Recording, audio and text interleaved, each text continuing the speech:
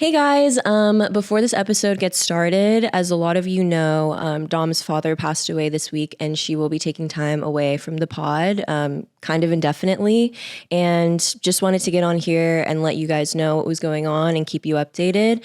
Obviously, it's like a really hard time for Dom and her family, and as a team, we've decided that we're just going to keep filming and putting out episodes every week and let her take as much time and as much space as she needs to be with family, to grieve, to heal. So with that, we want to thank you guys in advance for your patience as we navigate the next couple weeks. And thank you to everyone who sent really sweet messages. Dom hears and sees you guys and is feeling the love in that way. So for the next couple weeks, it's going to be old and new friends of the pod coming through and supporting and speaking and keying and helping us out on that end. So again, just thank you guys in advance for the patience. And unfortunately, you are stuck with me solo this week. So just wanted to keep you guys updated. Thanks again for the love. And we love you guys so, so much.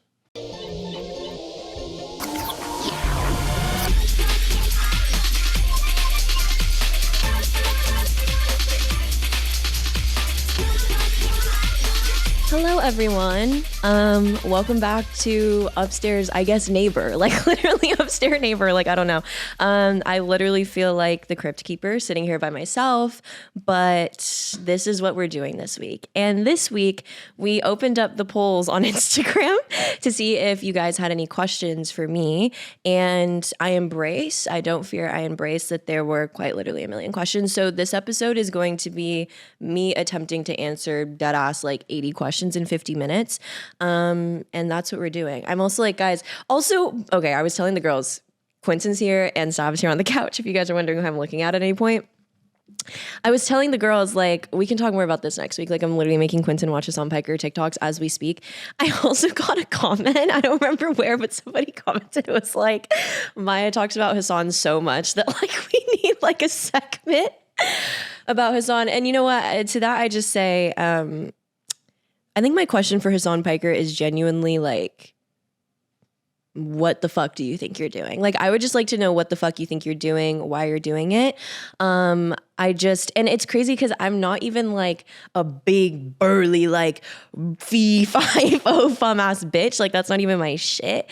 But for some reason, like every time I get an edit, I do linger like a little longer than I should. So, I'll be accountable for that. And Hassan, if you're watching this, I cook, I clean, I do want kids, or I don't if you don't. My favorite movie is insert your favorite movie, and my favorite band is insert your favorite band. Like, I don't know. So that's my precursor. That's what I'm saging the space with. And other than that, also, when I was reading all of the like questions that we got, and we put them like in a little list here. When I was reading them, I was gagged because I was like, wait, not y'all like hella know me. Like, I feel like y'all are asking me questions that I was like, wait, oh, okay. Like y'all see me real bad. So, I also had like a notes app of things that I would talk about this week, but I embraced that a lot of you guys like literally asked me questions about things that I was already going to talk about anyway. So this is perfect. So buckle up. My ADHD loves this format, and I guess we're just going to like run it, bun it. It is so awkward being here by myself. Like, I'm literally like, and then, yeah. So like, mama, there's girls behind the camera. Okay. Period. First question. Starting off with our Patreon girlies, we love y'all and thank you so much for existing and supporting us as fuck. So y'all get priority, you already know. First question comes from 1811 centimeters, period. And y'all, sorry, I'm trying to say your names, okay? I don't know what to say. They said, can you talk more about what it means for you to choose to practice acceptance and love? Bitch, we're starting off strong. Also, I'm drinking my pumpkin spice latte from La La Land, so sorry. What it means for me. Honestly, I will say, like, overall, I think one of the most impactful things I've ever done in my entire life was like genuinely change my self-talk like day to day in things that I do. And it's so funny because Dom was like one of the first people that I remember really clocking me on that. And when we were getting closer, like I would say all these like self-deprecating things and like make all these self-deprecating jokes, and she'd always be like, bitch, don't say that, like you're about to piss me off. And I was like, T. And then in my kind of like spiritual enlightenment journey, I guess you could say, or just like the journey that I've been on to kind of take agency in things, like I think that choosing to actively show like love to myself and like acceptance to myself has been like the biggest game changer, like on some real shit. And I don't know, practicing acceptance and love with my friends has always been like really easy. So that wasn't ever really like a journey. But what it means to me, I don't know. I think it just is something that changes like the foundation of how I move and how I live and what I do and how I respond to things, like genuinely. I would say that ever since like I've done that and it's gotten more familiar and easier to kind of like default to like self-acceptance and like acceptance of others, like I genuinely feel lighter and like more full of love, and I just like have so much more compassion for myself in situations. So yeah, I guess that's what it means for me. It's just been something that like really changed the foundation of how I think. You know what I mean? Just keeping it light. From Jamila Elise. Guys, I hope I'm saying your names right. Like, I'm so sorry if I'm not. They say, general advice for the divas who are just turning 21 to 24. Baby. Well, off rip, I feel like every year in that like time frame is completely fucking different. Like 21 to 22, bitch, to 23 to 24. Like that shit's already different, but like I get the age range. General advice for my divas. I would say, goddamn, that's a really good question. I'm like, and y'all know I'm literally only 25. So I'm like, shit, that shit felt like it was a couple months ago. I would say to like, let your shit rock. Like, go live life, have fun. I know that that's like, it feels like that's the time period when everyone feels like they need to get their shit together. But I would also argue that that's the time to really step out. What? Guys, do you see why I'm not a fucking therapist? Like, I'm literally like, let it rock, step out. No, but I would say like genuinely have so much grace, like so much compassion for yourself in that time, because girl, y'all need to go figure out what you like, what you don't like, et cetera, et cetera. And I just feel like the early 20s is when you really have like a hall pass to be like whoever you want to be. I was going to say a dumbass bitch, but I'm like, whoever you want to be. You know what I'm saying? You don't have to be dumb. We love that too. Diva, what are your top 5 decom movies in order? Love the pod, by the way. Thank you for listening. My top 5 decom movies, I'm like, hey, and feel free to shout out on the couch as well. Obviously, I'm going to go with High School Musical. I'll say I didn't have time to put them in order, but High School Musical 2 is absolutely the best Disney Channel movie ever made of all time. I don't give a fuck. That whole trilogy tears, obviously. What are other decom movies? Like, I love Twitches. Is Halloween Town decom? Right? Disney Channel? I think so, yeah. Okay, I fuck with a Halloween Town. I'm like, what were like the iconic like Disney Channel movies?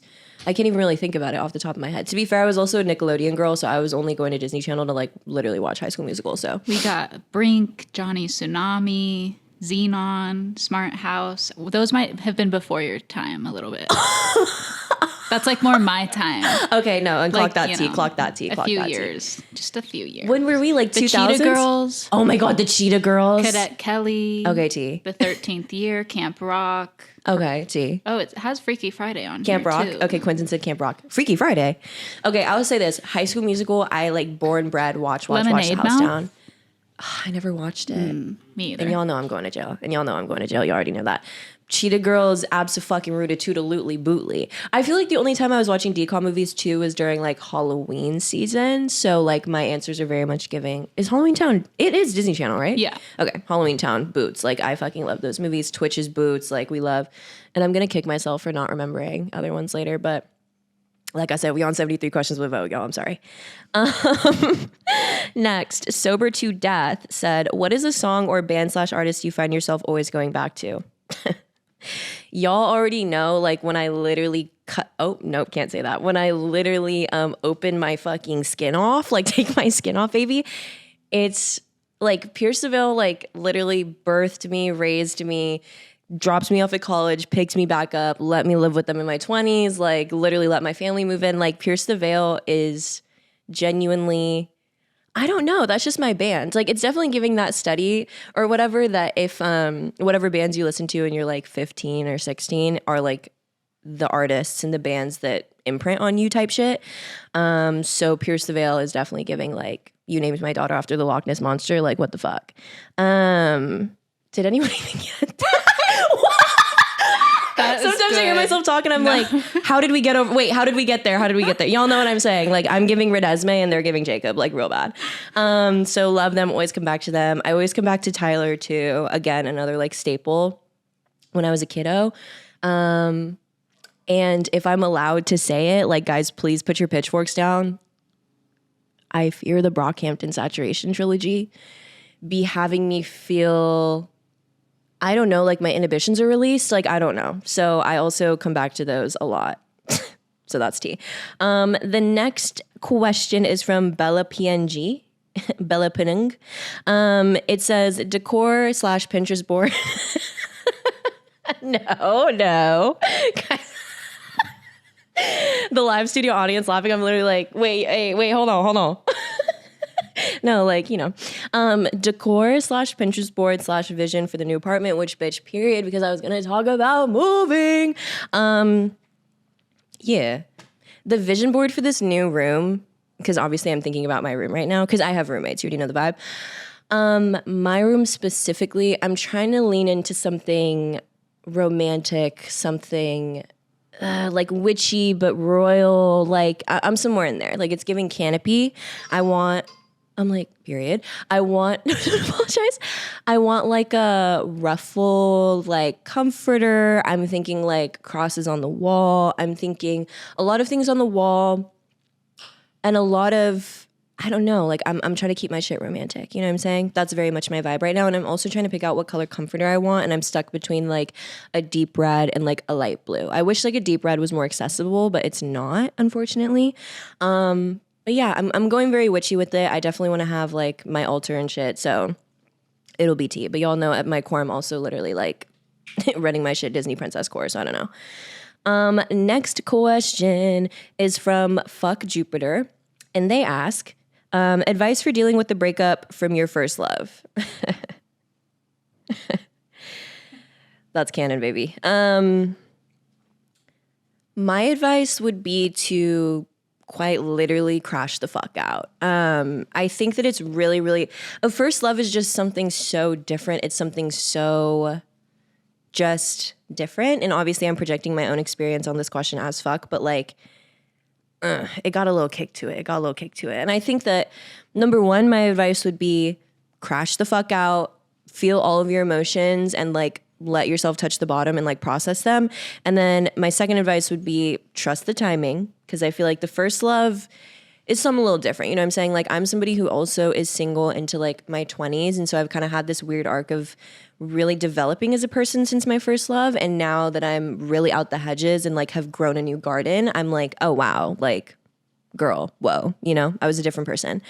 So yeah, that's what I would say about that. And I would also say to like be patient with yourself and understand that I just personally, again, am projecting my experience, but I do feel like a first love is something that you never quite get all the way over in a way. And I don't say that in like a holding a lantern, like bitch, beware. But I say that in more of like, and embrace that and shift your expectations. Cause I think the culture right now is to be very like, oh yeah, like fuck him, whatever. Like literally he can choke and like, I'll never think about him again. But that's just so unrealistic, you know?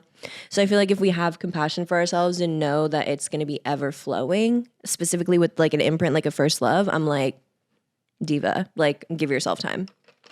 Pause for pumpkin spice latte. Okay. Next question is from Angie Bambi, who asks, I don't know why I'm saying that like that, who asks, childhood obsessions that shaped you, TV, movies, games, and teachers. Oh, teachers is interesting. I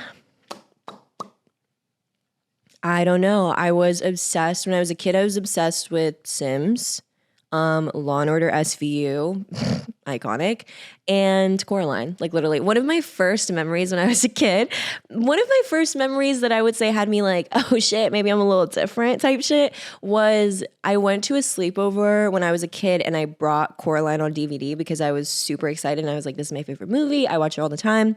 And it was like my friend's like birthday sleepover or whatever. And I remember that we like started to watch it and then everyone started crying and like was really scared of the movie. And I just remember being so like confused because I was like, oh, like this is like my comfort movie when I was a kid. You know, I didn't have words to process that yet. But I think that was the first time that I was like, oh, okay, like, oh, y'all ain't rocking with it? Okay, that's crazy. But loved that movie growing up. That's still my comfort movie. Law and Order SVU, iconic. Used to binge watch that when I was a kid, and that's why I'm like this now. And girl, Sims fell. Like, I don't know. It taught me everything I need to know about life, literally. Next question is from Alondra, who asked, NorCal or SoCal, which one is better? Slang, culture, people, etc. Also, Mac Daddy Mac said, or also asked SAC versus LA, which is a similar question.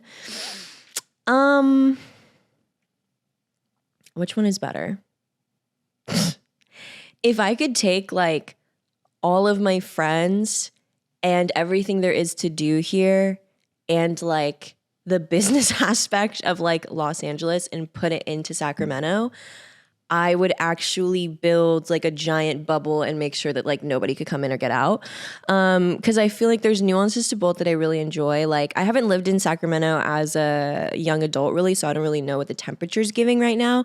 But circa like, 5-10 years ago, I think that NorCal has like, and I hate to perpetuate the stereotype, but I do think that there is just a different cultural element socially there. Like people are really inclined to like know other people just as people. And I think the way that we connect with people is really different. And I think it's so interesting because I moved out here and a lot of my close friends like off rip were people who are also from Northern California. And I think that has a lot to do with kind of the social culture and like how we interact and what we like to do, things like that. But LA's home though. You know what I'm saying? Like at this point in time, like Los Angeles is definitely my home. And I think that the pace of life out here, the things that there are to do, like Southern California has so many, not to say that Northern California doesn't, but there are a lot of different like geographical aspects and like diversity here that I really don't take for granted. But I would say that Southern California has a much different social. I live in LA though. I live in LA. I'm not speaking for all of Southern California. Not only LA, bitch, I live in West Hollywood. Okay. So I'm not speaking for like all of Los Angeles, but there is definitely a different kind of like social aspect here. And people are much more like, what's the word? Like flazé-da or like laissez-da with like meeting people, Like, I feel like out here people will be like, yeah, oh my God, like I'll totally go with you to your sister's wedding. And then they like never say anything and you're like, okay, period. But in Northern California, we're like, we're getting coffee on Tuesday. I'll see you on Tuesday. And what are you doing the week after? So it's kind of that. But I love both. So I guess I didn't answer that question very well. I think both of them have like very strong attributes that I really enjoy. Again, pause for latte. Like, how do people podcast by themselves? I'm literally like, Anyway, ew, can you hear that? Yeah. Ew, sorry. Oh my God, my bad. Oh, yuck. Okay, next. Lola Jones asks, I'm turning 20 soon. Oh my God, guys. I'm turning 20 soon and I'm filled with dread. Did you have any fear of growing up? Mama, girl, mama, Barbie girl. Like, stop.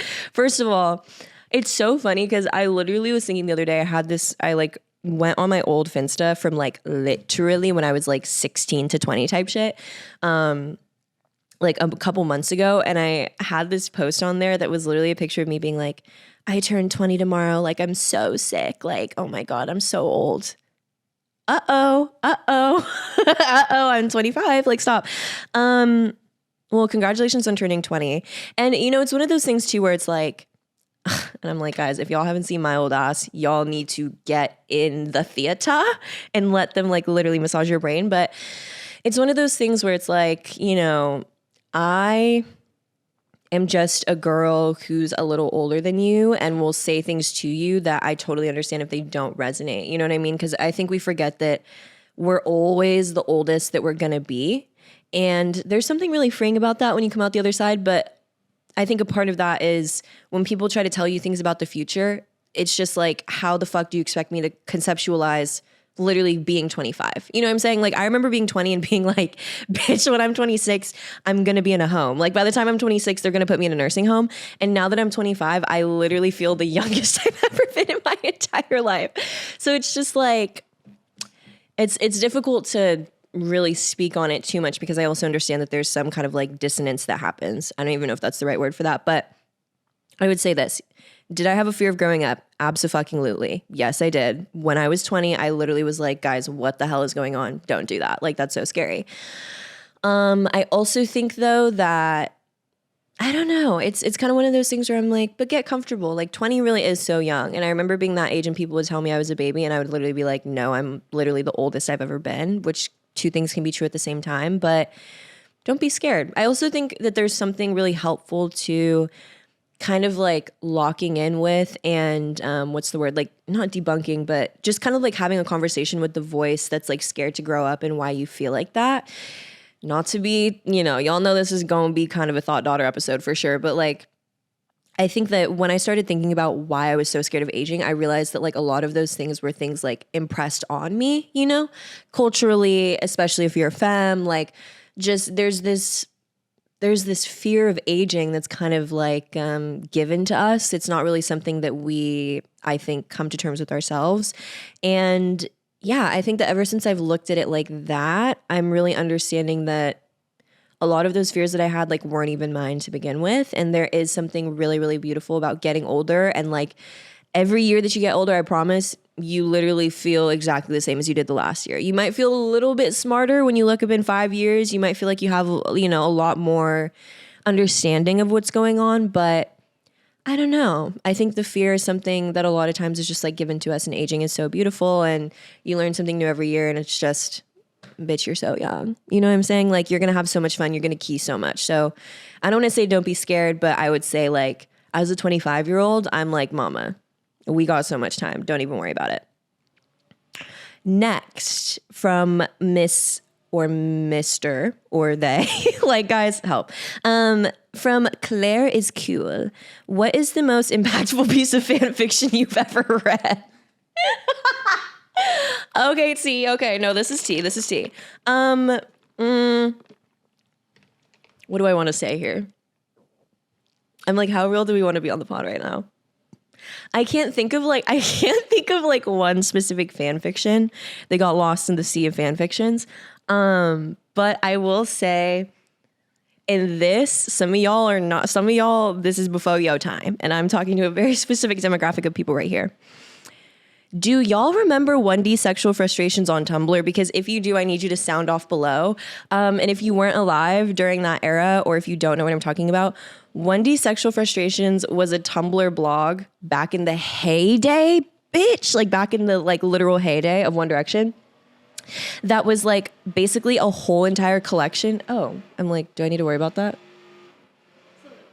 Okay, I'll just say, guys, I'm sorry. I don't know why we're always filming when they're literally like giving a BBL to the lawn. So if you can hear that, so sorry. 1D Sexual Frustrations was a Tumblr blog from the heyday of One Direction, baby. And they basically just had the most like slayed like library of fan fictions from a bunch of different authors, like all organized in one like Tumblr blog. I'll never forget. They had literally the kunstiest master list of all time, like hella different authors, hella different genres, hella different things. I don't know if y'all remember, but if you know, you MF know type shit. 1D Sexual Frustrations was actually just so iconic. And I'll never forget, they like closed their account down because like they started going to college, obviously. And they closed their account down like a little after One Direction broke up, maybe a couple years later. And their last Tumblr post was, "Here's to teenage memories." And I genuinely teared up a little when I read that. Next is from, let's see, My Bloody Velvet, who asks, best Pierce the Veil album, ? Mama. My favorite, okay, it's really, really close, but my favorite Pierce the, it's really, really close. Like, honestly, Flair for the Dramatic, Selfish Machines, and Cloud with the Sky are all, like, literally, like, if I'm ever in a coma, like, play that shit and I'll literally be like, what? Like, what'd you say? But I would say that my favorite, in terms of, like, songs, fluidity, and even the cover art, is definitely Selfish Machines. Collide with the Sky is very, very close. A Flair for the Dramatic is very, very close. Collide with the Sky has history. But I'm gonna go Selfish Machines. Down. Next question is, also from Angie Bambi, who asks, did you ever struggle with identity being mixed? I'm mixed Asian/white and it can be hard. And not to be Childish Gambino. Is he the one who said, whatever, doesn't matter. Yeah, for sure. I mean, I think that like, That's a good question. My short answer is yes. My longer answer, and I would probably have a better way of explaining this if I thought about it a little longer, but just raw answer is, yeah, I think that there's definitely like a really real like cultural aspect that, I mean, people talk about, but also people don't talk about. And I don't know, I think it obviously has to do with kind of like living between two cultures. And I would honestly love to talk with Dom about this too, whenever that allows. But I think that, yeah, there's definitely been moments where I've, if anything, just noticed like differences in experiences. And I think it depends on your experience, because I'm also somebody who came from a household where, you know, my mom being the Asian one in the dynamic is from Japan. And like culturally, I was raised pretty Japanese in a sense, like in terms of food, in terms of culture, in terms of things like that. So obviously I feel sometimes like some disconnect from the things that I didn't really grow up with, like in the Black American experience. And I think obviously those things go the other way. Like when I'm in Japan, mama, I ain't really passing as like full Japanese, you know what I'm saying? So like there's also like an oh my God, the stuttering, guys, help. There's also an element there of like, yeah, like kind of being somewhere in the in-between.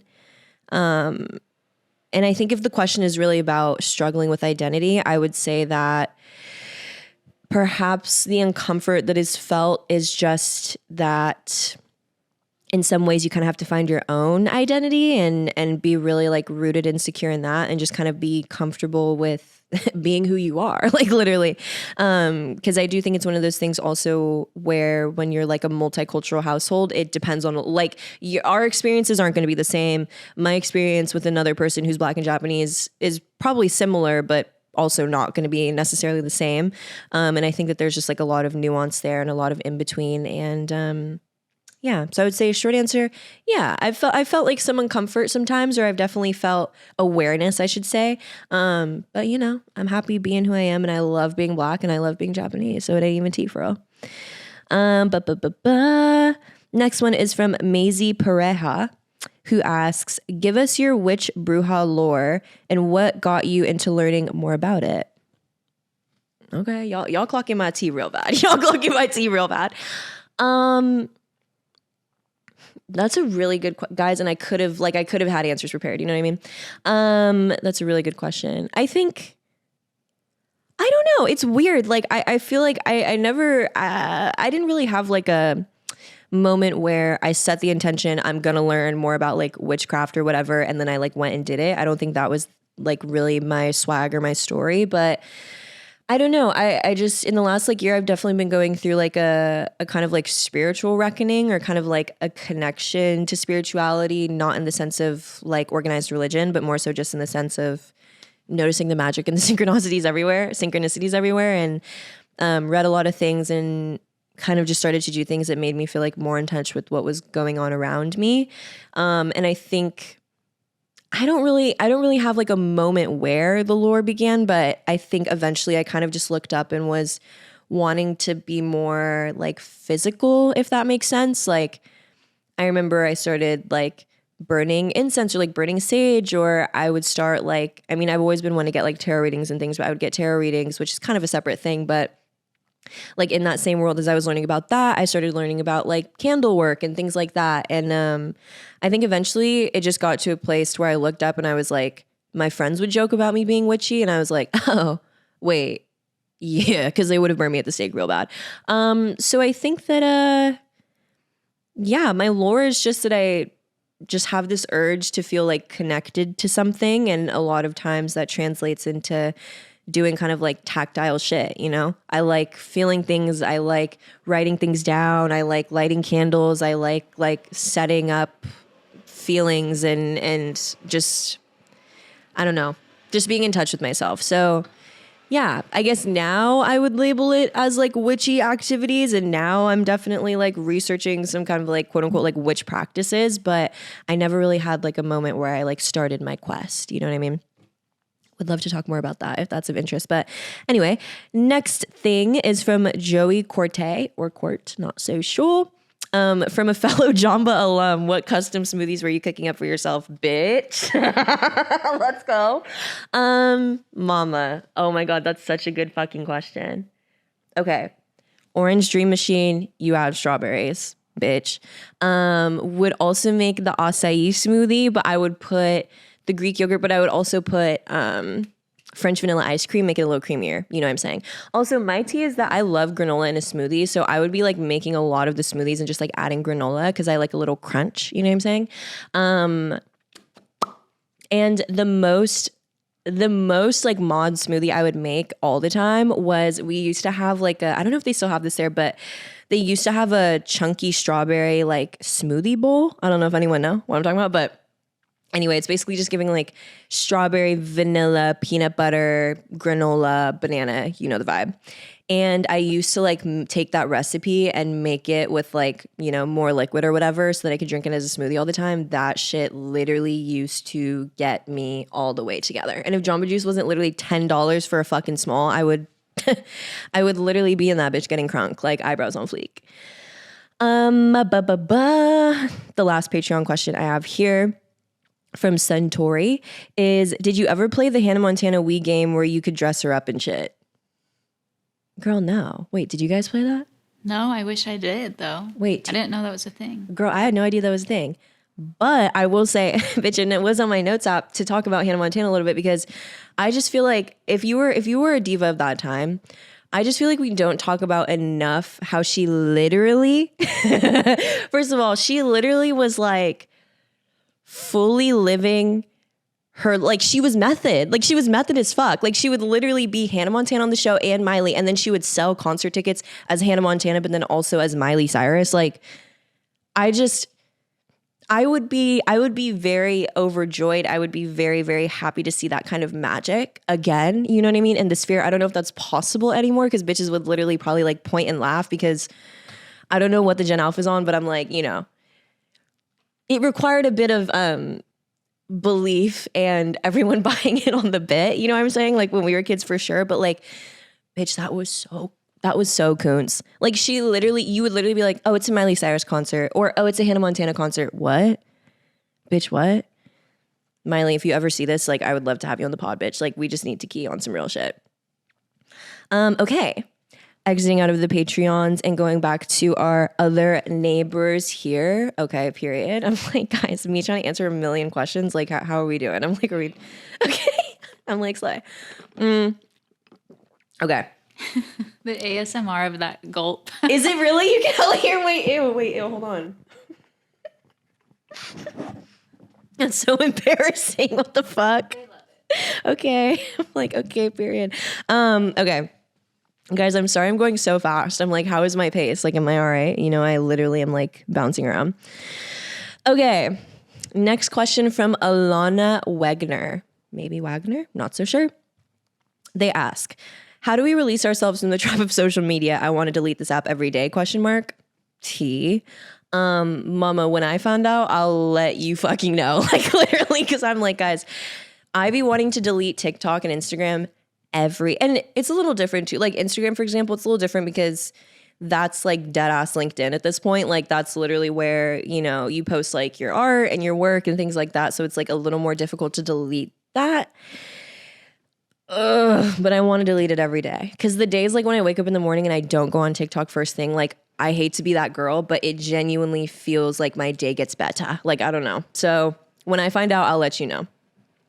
A couple people asked how Dom and I became friends, and I'm like, we've definitely told this story in a previous episode, but very short answer, Mama, I met her outside of a bar. Like, met her outside of a bar, we keyed, and then I hit her up to do a photo shoot, and the rest is history. And if you want the full story, I'm like, I know that we've talked about it probably like the first or second episode. But yeah, long story short, I'm like, go outside, challenge. Oh my God, and when the Terminator is driving through the neighborhood, I'm like, wait. Hey guys, we're back. They're literally in the front, like cutting down every tree known to man. So if we keep cutting, like it's just because y'all would literally hear like gravel crunching outside. Period. So next question is from Milk Lord Nomadic. What made you confident / comfortable enough to go for it and start y'all's pod? That's a good ass question. Huh. It's so funny. I mean, Dom and I would have very different answers here. I don't know. I think I'll be honest, in the name of like de-influencing, I'm like, I definitely wasn't 100% on board when the idea was like brought to me. We kind of talked about it last year a little bit, and Dom was just like, we should start a podcast. We should start a podcast. And I was like, yeah, haha, like, yeah, cool, haha, like, cool. And then the beginning of the year started and she was like, all right, period, let's have a meeting. And I was like, oh my God, you're serious. You're serious. And she dealt with me being pretty like on the fence about it for a couple weeks. And I don't know, I think a lot of it was like what I've talked about before. Like I'm just not used to perception, and that's not ever really been like a goal in my life. I guess in this specific way, I've never really been somebody who like necessarily wanted to be in front of the camera. I've always wanted to be known for, you know, my art. I've always wanted like my art to do well, but in a lot of ways, I think that your art does the talking for you, and you kind of don't have to do this like, you know, face-to-face situation.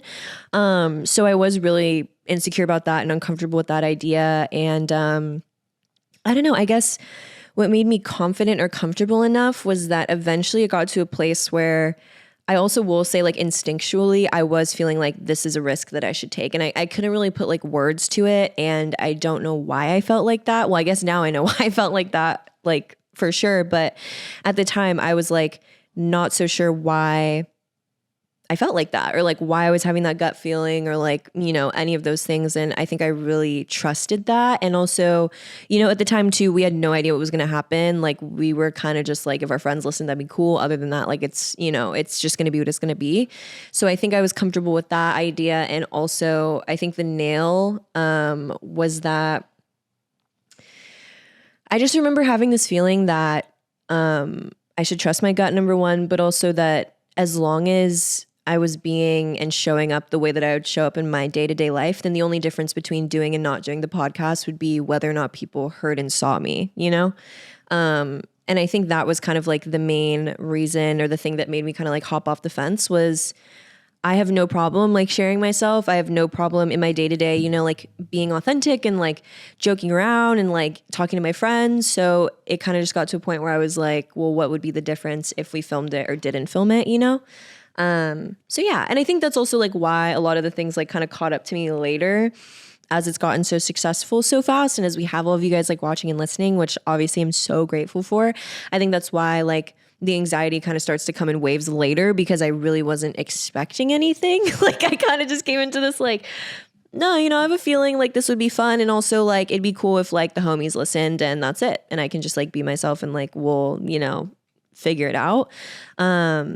But I'm very, very glad that we did do this, obviously. Next question is from Mandy Cooper, who asks, media/art inspirations, what artists, things, people, etc. have shaped your view on the arts? That's a good question too. Again, I'd probably have a more in-depth answer if I like had these in MLA format already, but I would say off the top of my head, my favorite photographer of all time is David LaChapelle. Just insane photographer, like just such beautiful work, so campy, so fun, so just beautiful and colorful. And he's definitely somebody who inspired a lot of my work once I really got into the pieces that he's made and the things that he's shot. He's just like fucking insane. Love him. Also loved Quill Lemons. Still love Quill Lemons, but I was saying loved because when I was starting to shoot and everything, he was somebody who I love his work, and I think it's so gorgeous and it's so just like real and beautiful. But yeah, I mean, there's inspiration everywhere. I'm inspired by like music I listen to. I'm inspired by things I see on Pinterest. I'm inspired by my friends. I'm inspired by just everything around me. So, you know, it's I think art is just kind of shaped by the world that I live in a lot of ways. Next question from Megan McCallum. She asks, or they ask, who started Fuck the Noise and birthed it onto the pod? That's an amazing question. Fuck the Noise was started by Quentin as fuck. And it's so crazy that that's like picked up because, you know, obviously as a collective and as friends who spend every waking hour together, like there's slang that goes around in our group. And I think we just don't even realize that we're saying it. You know what I mean? Like when we were shooting the pod, I didn't even really hear myself saying Fuck the Noise that much until people started like telling us we were saying it. And I was like, bitch gag. So to set the record straight, Quentin was the one who invented it, who also funnels in a lot of the words, phrases, things that we say. And you'll be hearing from him very soon. I'm like very, very soon, actually. Next question is from Tahir Papatia. I hope I said that right. Question being, favorite Sex and the City character? Let's fucking go, because I wanted to talk about Sex and the City. I'm like, hold on. Favorite Sex and the City character? You know, I think at the EOD, it's like all of the girls exist within the context of, you know what I'm saying? They all exist as a unit. It's giving very much unit, and we need all of them for everyone to be balanced the fuck out. So do I have a favorite girl? I was going to say no, but I actually fully do. It's absolutely Miranda. You know, I think our favorite is also like who we relate to the most. And I already said this on Instagram, but personally, like my Sex and the City big three, like I'm giving you Miranda Sun. I'm giving you Charlotte Moon. Nobody wants to say it, but I'll say it. And I'm giving you Carrie Rising. You know what I'm saying? I think if you talk to any situation, I don't even want to call it situationship, guys. That word is so dead. If you talk to any person I've dated in the last like year and a half, they would be like, she's a Carrie ass motherfucker. But I know that my friends know that I'm serving Miranda. You know what I'm saying? I'm definitely serving Miranda. And when I literally lay my head down on my pillow at night, I be serving Charlotte, and nobody wants to say it. But Sex and the City is literally so turnt Tina. Like I'm fully invested. As I get later into the seasons though, I will admit that there are some things that are not aging well. You know, that does not supersede me. But yeah, I'm like, girl, at the end of the day, like they're tearing so crazy on that show, and I am a Miranda stan. Like, are you a Nikki fan? I'm a Miranda stan. Currently, like in the middle of season 3 though, so if she gets like boof pack later, don't even tell me. Like I'm like, no spoilers. Next thing is from SMV Romero, who says, opinions on Helen Keller, that lying ass bitch. I don't really have any like opinions. I don't really have any opinions, you know what I mean? Like I'm like work, you know? I don't know. But we would have known if she would have been alive during the time of like a Netflix docuseries. We would have known the truth. But, you know, unfortunately, that's not the tea. Miriam Diakite. Miriam, guys, I don't know why I'm trying to read your Instagram handles. Like, I'm so sorry. Miriam says, how do you make friends in your 20s? We actually talked about that a lot on the Patreon a couple weeks, or like last week or 2 weeks ago. But to give you a shorter version of that answer, I would say making friends in your 20s to me is about being like really authentic to who you are and your interests and what you like to do. I think it makes the most sense to kind of like just put yourself in spaces with things that you like. You know what I mean? Like go to galleries where you like the art, or go to, I don't know, like flea markets where you like the clothes, or go to a coffee shop that you like the matcha. Like, I think it's really about putting yourself in spaces that are, I don't know, just like housing the interests that you have naturally, so that when you meet people and when you know, are socializing and things, like you already kind of have like a common ground of something that you really enjoy that you can talk about and like, you know, make friends around and do all that. And I think friendship is like one of those things too, where like for me, if you meet me, you meet all of my friends, because my community is literally like, mama, there's a community behind you, like me and my girls like mob. So, you know, I think once you kind of like make friends and find people that kind of like fit in your Barbie world, they'll show you people in their Barbie worlds, and you'll just make more friends, and it'll just turn into a, what's it called? Like an avalanche, I guess. Yeah, how to make friends in your 20s. I would say put yourself in places and go to things and attend events and do activities that vibe with you, and the rest will come. Don't even worry about it. Next thing is from Rachel Givens, who asks for my Wingstop order. Like the questions that matter, for sure. My Wingstop order currently, I don't know if they still have it. They had a $20 boneless motherfucking deal, bitch. $20 20-piece boneless meal, large fry, and a drink for $20. Hello, make some noise. With that, you get 4 flavors. My 4 flavors: hot honey rub, tears. Original hot. Lately, I've been back in my barbecue bag, and lemon pepper.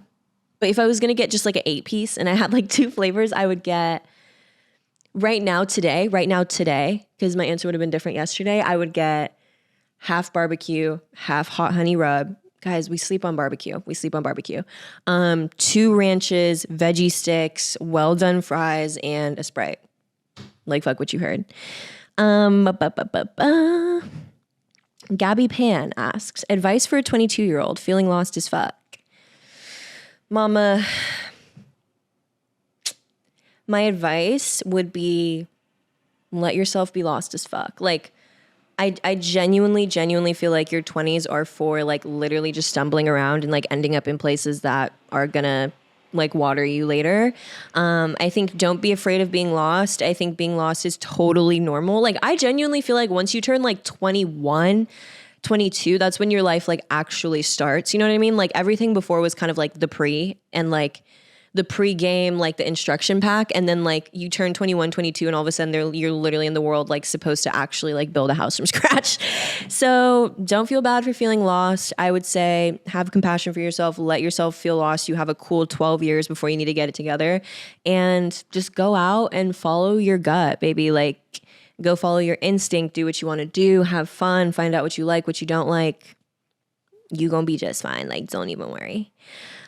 Blake Marquez asks, how did you find your creative community in LA? That's a good question. I think for me, I had a unique experience because I moved up here with like a lot of my homies from college who were all artists. So in some ways it was like I was finding community, but then they were also finding community. And when they would find it, I would already kind of be a part of it in a way. So I've been very, very, very lucky.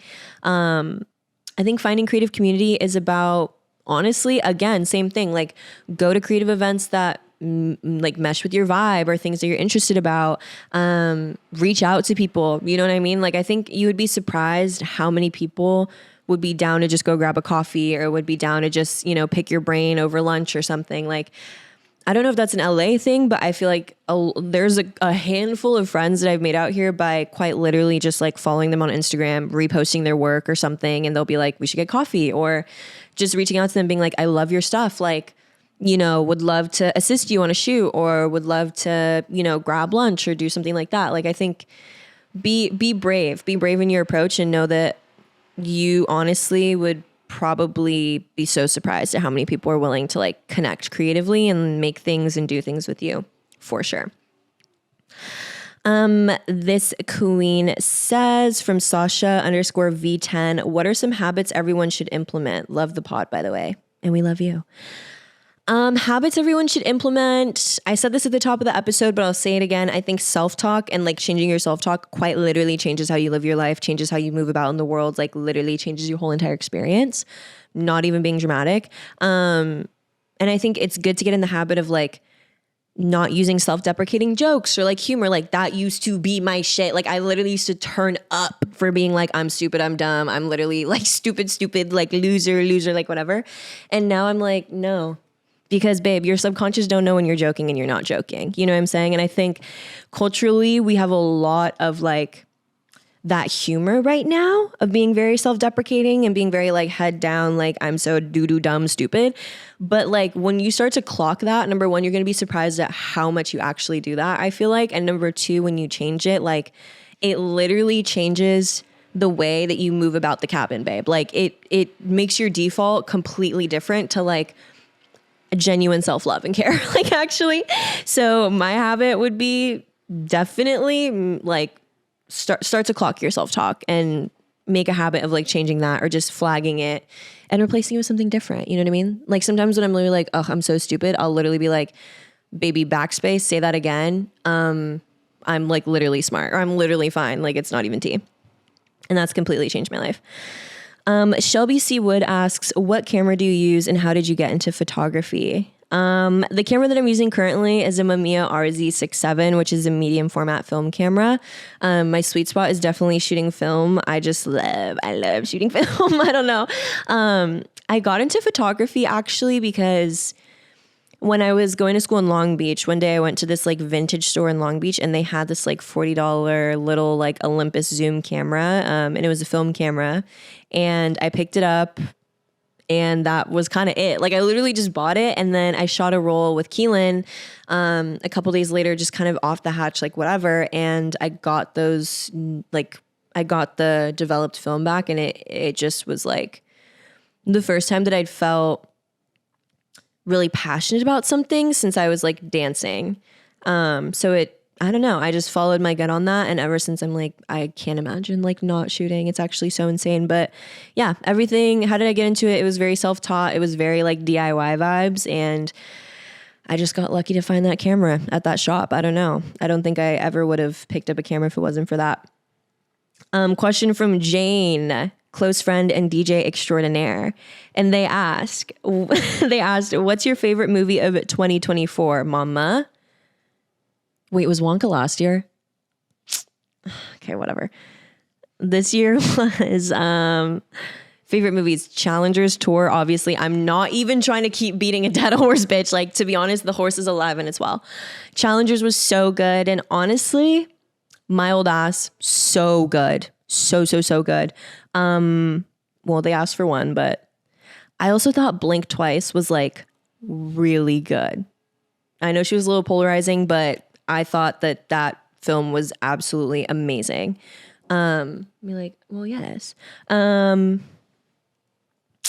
My favorite though, in terms of like what would play on my Barbie TV in my Barbie land is obviously going to be Challengers, like no shade. I'm like, come on, girl. Q's matches here. And I'm gonna leave that in too. So now what? Okay, next question is from Lily June. What are some artists you found within the past year that you love, and what are your top 5 albums? Tear. This year I found, She Wants Revenge, so good, obsessed with them. I also found this artist called This Cold Night, which are both kind of like dark wave vibes, for sure, if that's your tea. And I've been listening to a lot more Deftones lately, so I'm getting into her again. My top 5 albums of all time is my top 5 albums of all time would be Selfish Machines by Pierce the Veil, Suck It and See by Arctic Monkeys. I would say like Igor or Wolf by Tyler. I'm not really sure. I love Igor as like a concept and like everything that happened with that, but Wolf has like a special place in like 15-year-old heart vibes. Not an album, but Nostalgia Ultra by Frank Ocean. Probably third actually. And then I fear, again, guys, I'm sorry, but the Saturation trilogy, those are so good. And that would be my top 5 list. Next question from Comics77. How do you get into professional photography outside of big cities? T. To be fair, I live in a big city right now, but I would say like with anybody trying to do art professionally, quote unquote professional, I think the first thing too is to like decide what professional means to you. Like there's not some badge that anyone wears that makes them a professional. If you're making art for money, you're a professional, in my opinion. And also I think a lot of it is just about like building community and like networking. Like I hate to be a college professor, but I think that would be really substantial in a small city too, where it's like not super saturated. Pretty much everything that you get out of professional art comes from connections that you have with other people and working with people and getting recommendations, at least in my experience. So I think I would say to go out there and like, mama, send out a deck, like send out cold emails, like work with people, do what you want to do, and just let it kind of like naturally form like an ecosystem for you. You know what I mean? Next one, the Mac Street Boy says, Smiling Friends episode by episode commentary. Mama, if I can convince the girls to do it, I'll see you on Patreon. Like, don't even play with me. You know, I love Smiling Friends. Compane says, Maya, how do you deal with existential dread as fuck? Winter is coming and I can't. Mama. I could literally do an entire episode because it's giving mama existential dread behind you. Like, I don't even know. I don't know if I've talked about this on the pod. And again, I feel like you guys are just like seeing me crazy, but I am literally like limited edition existential dread Barbie, like in the box with accessories.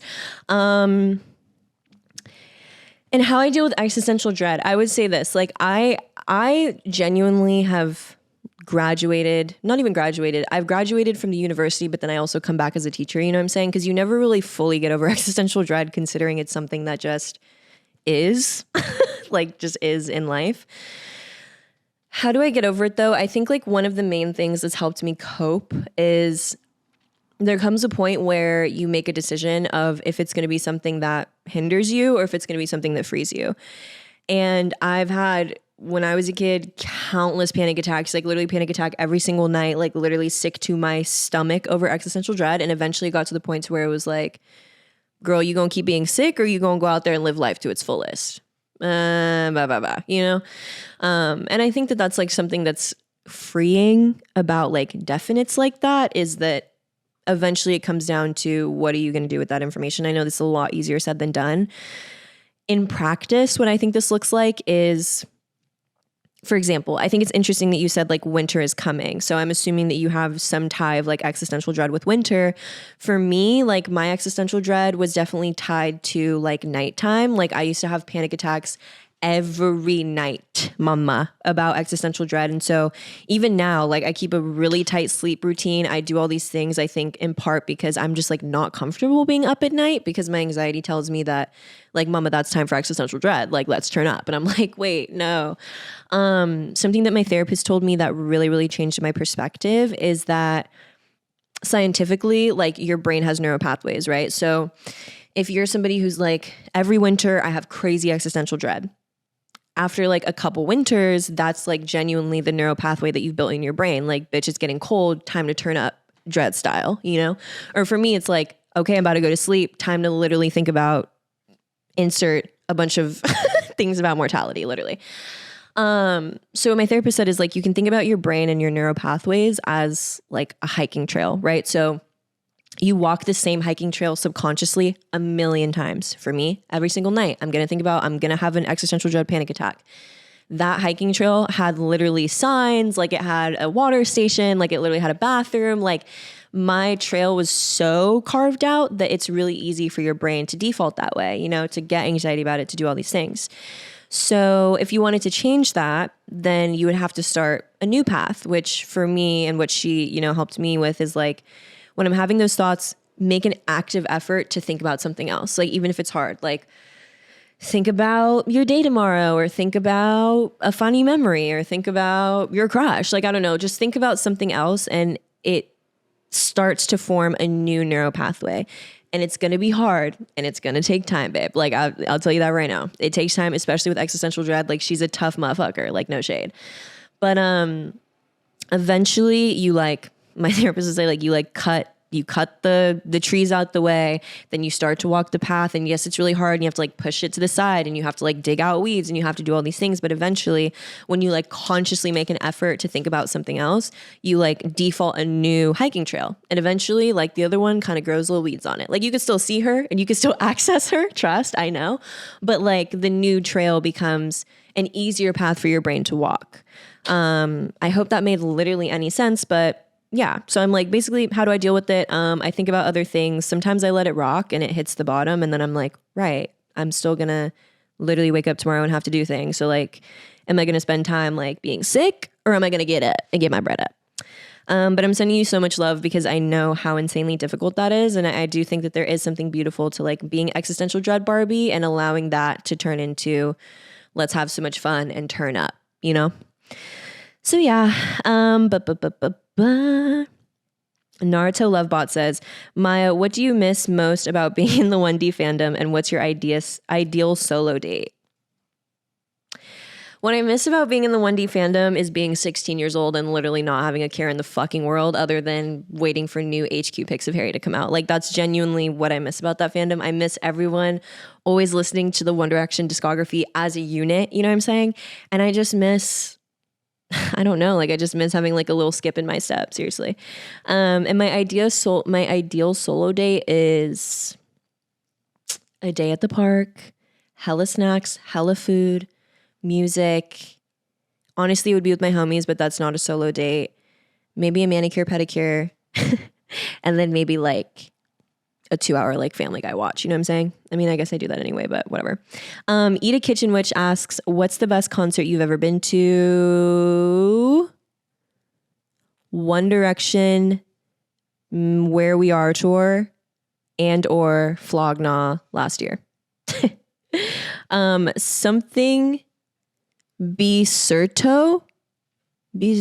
Guys, I'm sorry. Asks fave Pierce the Veil song and general music and book recommendations. Need to be more on my thought daughter shit. Mama.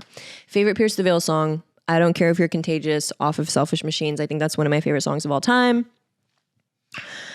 Music and book recs. I feel like I've already kind of given some music recs. Book recs, to be on your thought daughter shit specifically, I tell everyone the book that literally changed my entire brain is The Game of Life and How to Play It. Super small little pamphlet written like decades ago. I will say the one thing about it, if you're going to read it, is that it does use a lot of like Christian terminology. And, you know, no shade there, but if that is like a deterring factor for you, I would just like implore maybe just like a read where you almost like replace a lot of the Christian ideology with like terms that we use now, like the universe or like things like that. Cause she was spilling. And I think it was just through the lens of like the religion at the time, but no mama, she was spilling. Communion by Bell Hooks, obviously. I would also recommend The Subtle Art of Not Giving a Fuck. That book tears. Loud, is that what it's called? Drew Afuelo's book, Loud, I think. Loud literally just changed my brain chemistry circuit a couple weeks ago. And if you're an artist, Bible, Art and Fear. That book tears so crazy. A.IV37 asks, how to stay true to being a weird, quirky baddie when the male gaze exists? Mama, that's actually so real and specific. Oh, God. I would say at the EOD, it's giving, and it's so hard because the patriarchy. I would say at the EOD, it's giving trusting and knowing like what you like about yourself and those things that make you like quirked up shorty, and knowing that the people who rock with you are going to rock with you. I think for me, I've definitely been having that like come to Jesus moment in the last like couple years of like, I don't always fit like the idea of femininity within the patriarchy. And I think a lot of those things do come from kind of being like quirked up and like loud, and like my interests are, you know, quote unquote, maybe sometimes weird or whatever. But like, I think at the end of the day, I've come to the realization that I'm only trying to rock with people who rock with me, because the alternative to that is like being in like, let's say like relationships, friendship or romantic, et cetera, where maybe you are catering to the male gaze and like toning yourself down a little bit or doing anything to change your character. And now you have to like method act, you know what I'm saying? Like now you have to like show up into spaces in a way that doesn't even feel like comfortable or true to you. And I think that reality is way worse than, you know, maybe feeling like rejection sometimes, or maybe like feeling like you don't always fit in, because at the end of the day, as like a quirked up weirdo who like has like friends and like homies, I'm like, nothing is better than genuinely being able to like show up how you are and still be like met and seen and like cared and loved for. And I wouldn't trade that for anything. And I think I've also been making a conscious effort to show up to spaces with men in them, like as loud as I would be, joking the same way that I joke. And I think it's like, in the instances where people kind of like resonate with me or like they vibe with me, it feels even more validating, because then I'm like, damn, like y'all really rock with me and I can really be in here with my shoes off, you know? And I think to be a woman is to perform, and I didn't realize like how much I was performing in different spaces. And now that I'm making an effort not to do that, it's uncomfortable, and it's, you know, like I'd be feeling insecure sometimes, but I'm like, it's worth it. Like it's worth it at the end of the day. So be true to you and know that people are going to like flock with you who like you need to be flocked with. Wow, there's so many, guys. I'm literally like, wait, hold on. We'll just run a few more. I'm like, we'll run a few more and keep it pushing. PD.Batman enthusiast asks, thoughts on placenta eating? Sprinkle some talkie powder and I might have to indulge type shit. Work. Like I'm literally like, yeah, work. Mad.NNA says, will you drop your Spotify? Guys, I've been getting so many DMs about this. Absolutely not. Like, I'm so sorry, but it's just giving like, there are some things that I have to keep sacred, because if I have to literally be on Spotify making playlists with the idea that people will see them, mama, it's over. It's over. Like y'all would see my playlist and be like, girl, what? Ba, ba, ba, ba, ba, ba. 10 Can't Die says top 5 favorite movies, question mark. I'm going Coraline, I'm going Corpse Bride, I'm going The Heathers, I'm going The Dark Knight, and I'm going Saltburn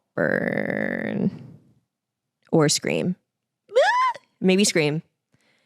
I think I'm going Scream number 5. Honorable mention is Bottoms. I love that movie. Okay.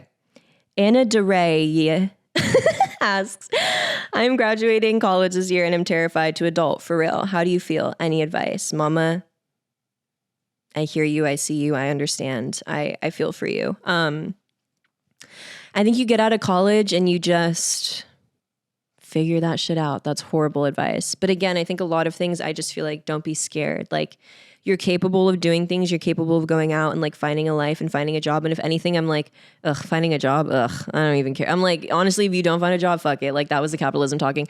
I think at the EOD, it's like, you're going to be okay. And now is your time to really like spread your wings and figure out what you like, what you don't like. You gonna be all right. Trust. Let's see. Olive Oil 12358 asks, if you could pick one drag queen to be your drag mother, who and why? Guys, and I've been waiting to hold my ministry. My favorite, I also remember somebody asking about my favorite drag queen, so I'll just combine those. My drag mother, whether she knows it or not, is Katya. I'm a Katya stan. Are you a Nikki fan? Pull up in the Sri Lanka. Pull up in the Sri Lanka. I'm literally like, Katya doesn't know. It was kind of more of like a birth, like keep it pushing kind of vibe. But like, yes, I was born from her biologically. And that's my drag mother. Like, I don't give a fuck. She's everything to me. She's literally my favorite drag queen. And I think, you know, on some real shit, I'm like, I love me some Katya because I think that in different ways, we both have this like underlying relationship with like the darker part of ourselves. Like, not even to be like that, but I just feel like she has such a specific connection or like understanding of like the darker aspect of things, or like I don't know how to explain that, but it's this very specific kind of like comedy, I feel like, or sense of humor that I feel like I really, really relate to. And I think a lot of times that's rooted in like being very understanding of what the fuck is going on and being comfortable with kind of like your shadow self and like doing all of that work. Like, I think that's tea. She might not agree with me and that would be okay, but I fucking love Katya. And my favorite drag queens are Katya, Jinx Monsoon, Jimbo, obviously. Love some Bob and Monet. Love me some Roger. And yeah, those are the girlies. Sophia Santiago asks, waffles or pancakes? I'm going to go waffles in that question, but I'm literally like, I fear I'm a French toast girl, so I don't know. Sunblocker asks, how to start a successful podcast? Diva, honestly, what Dom told me, like when we started, was she, like the one thing that she said was like, we have to be consistent. Like she was like, if you agree to this, just understand that like consistency is going to be like what I'm asking from you. And I think that makes total sense. Like I think consistency at the end of the day is like pretty much the whole entire gig, and just be yourself and like have fun, brother. Like, I don't know. I'm figuring out the same time as you are, shit. Victoria Core asks, if you were an A-list celebrity famous, what would your career be? Guys, HBO, if you're watching, I'm gonna just say this one time. I know that I can act. Like I have this, I've said this to my friends before. If y'all like, if they called me tomorrow and they were like, hey, we're gonna put you in Euphoria, here's the script, like, can you do this? I would be like, yes. Would I ever do a self-tape or an audition? No. So it's like one of those things where I'm like, guys, trust me. Like I could act if you like needed an actor, but like, I'm also not gonna like do an audition, you know? Like whatever the fuck that is, like literally. All right, I'm gonna pick 2 more for the last ones. Maybe I'll just do a little one of these. Stop. Okay. Brianna Harrow asks, where do you find your inspiration to start creating for yourself? I would say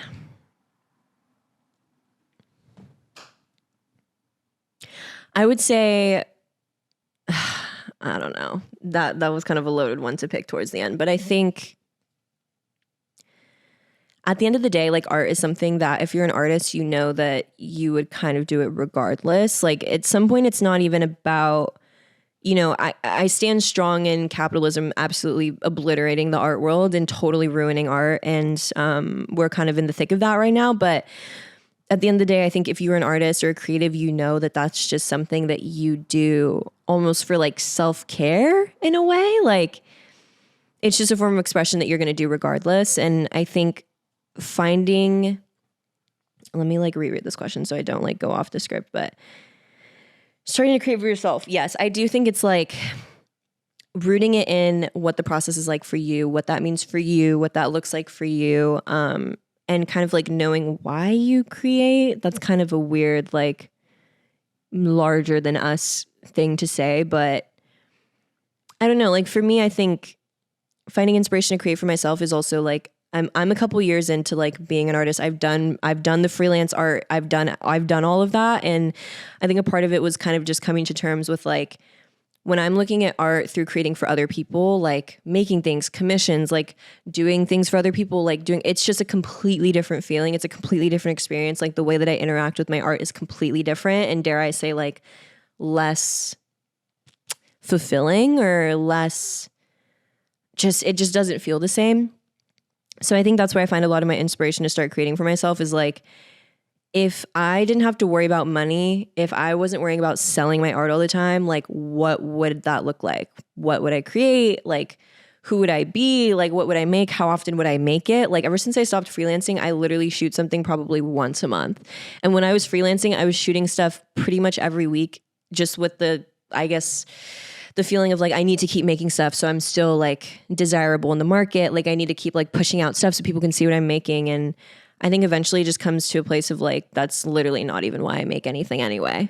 So yeah, then you just start making things for yourself and it's fine. Silly Goofer asks, how to cope with going insane from having a crush? Mama, I don't know.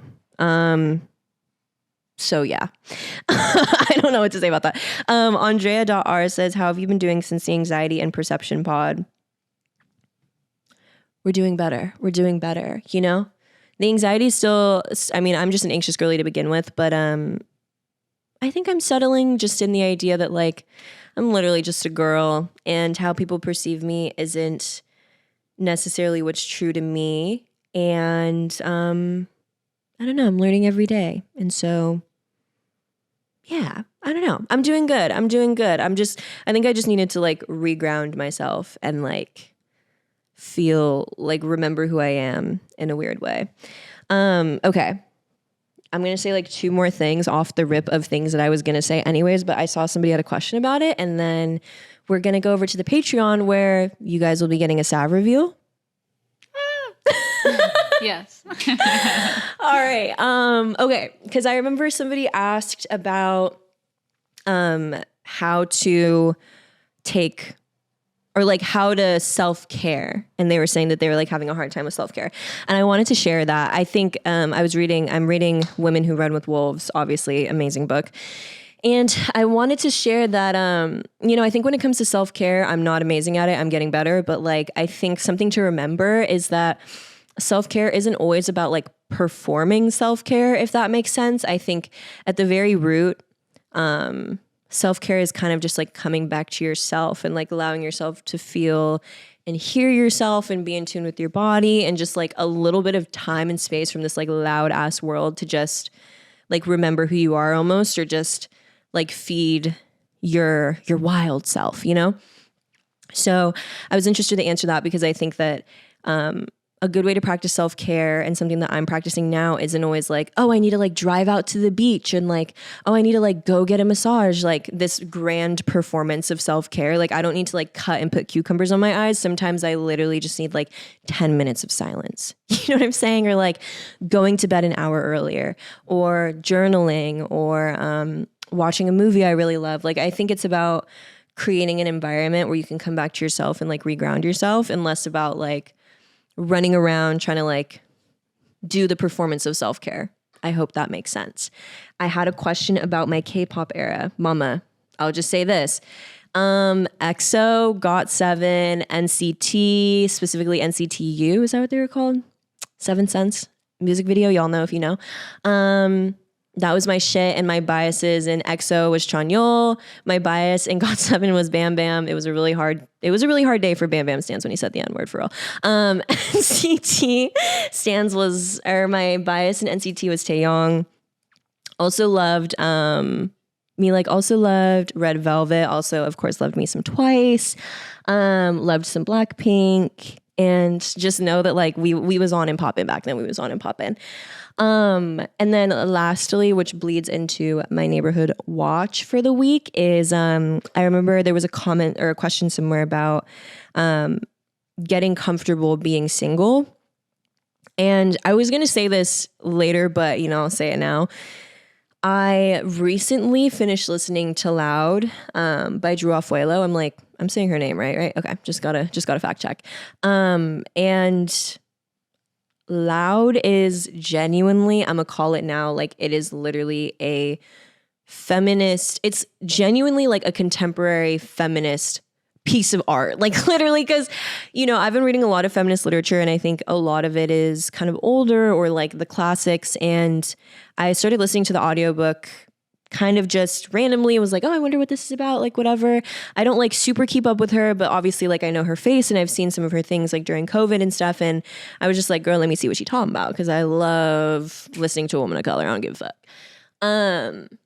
Baby, I listened to all 8 hours of that audiobook and literally came out the other side with a pussy hat on, like genuinely. And relating to that question, I will say that something that she said in the book that really, really stuck with me and has genuinely like changed the way I think, is the mantra that I could die alone.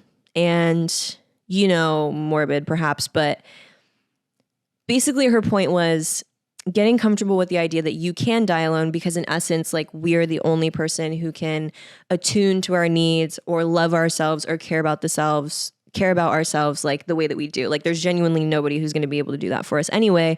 So then when you think about it like that, it's like, okay, so then every, potential partner that comes into the mix, they're just no shade, no tea, but they're just not going to be able to care for you or love you the way that you can. And with that, it becomes, okay, then I don't really have to settle because there's nowhere to really look, or you're not really trying to like fill anything because you have everything you need. And, I'm somebody who's pretty single, who's been single for a long time. I'm also an only child, so I'm used to being alone. And I think like the idea of like, oh, just be comfortable being alone has always been like, damn, bitch, but I'm bored. Like, what the fuck? But I think when I heard that really like resonated with me, because it is true. Like at the end of the day, I know exactly what I need all the time. Like I know all of my needs all the time. I know what's going to make me have a better day or a worse day. I know what I want to do. I know what I want to do for fun. And it's really comforting to sit in the idea of like, if I died alone, I'd be still having like an amazing time. You know what I mean? And I could still do anything. And if anything, I would be living the most myself life that I could possibly live, and would be cared for as well as I could be cared for, So I think that like really, really, really changed my mind and gave me something to like latch on to in terms of like being single. Because it's okay. And like we have so much fun with ourselves when we like really let ourselves indulge in like what we love and who we are. So that's also going to be my neighborhood watch of the week, Loud. Please listen to it or give it a read. It's genuinely like, we're going to look back in 20 years and be like, mama, there's a feminist behind you, like actually. So yeah, we're going to like run it over to the Patreon. If you want to see and hear from Sav, then that is your time to be alive, guys. We've made it. And thank you guys for sitting with me and for letting me rapid fire answer your questions. There's so many more, and we'll find some way to do that. Maybe like a bonus Patreon episode, or if we down the road need another episode while we're in our transition vibe, maybe we'll run another one. But thanks for asking me all these questions. I hope listening to me yammer that long was bearable. And as always, we love you guys so much. If you're joining us on the Patreon, I will see you in about 2 seconds. And if you're not, we will see you next week. And we love you guys so much. Goodbye.